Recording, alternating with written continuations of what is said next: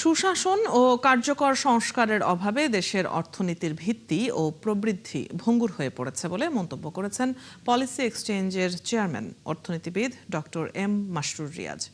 দ্রুত ও বাস্তবমুখী অর্থনৈতিক সংস্কার ছাড়া টেকসই অর্থনীতি গড়ে তোলা সম্ভব নয় বলেও মনে করেন তিনি। আসন্ন বাজেট প্রণয়নের চ্যালেঞ্জ বিষয়ে সকালে এফডিসিতে ডিবেট ফর ডেমোক্রেসি আয়োজিত ছায়া সংসদে এসব কথা বলেন।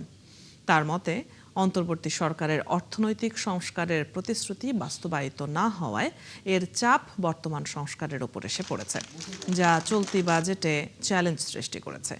তিনি বলেন, মধ্যপ্রাচ্য যুদ্ধ পরিস্থিতিতে জ্বালানি তেলের দাম বেড়ে যাওয়ায় অর্থনীতিতে অতিরিক্ত চাপ তৈরি করতে পারে। এমন পরিস্থিতিতে নতুন কর্মসংস্থান সৃষ্টি করাই বড় চ্যালেঞ্জ বলেও মনে করেন মাসরুর রিয়াজ।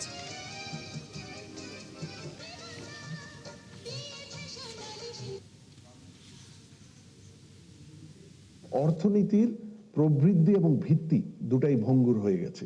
ভিত্তিটা ভঙ্গুর হয়েছে 2022 সাল থেকে, যখন আমরা বিভিন্ন ভুল পলিসি, তার সাথে বিভিন্ন ব্যাংকিং এবং এনার্জিতে অনিয়ম, সেগুলোর কারণে বাংলাদেশের ইতিহাসে তৎকালীন 51 বছরে সর্বপ্রথম বাংলাদেশ সামষ্টিক অর্থনীতির চ্যালেঞ্জে পড়ল।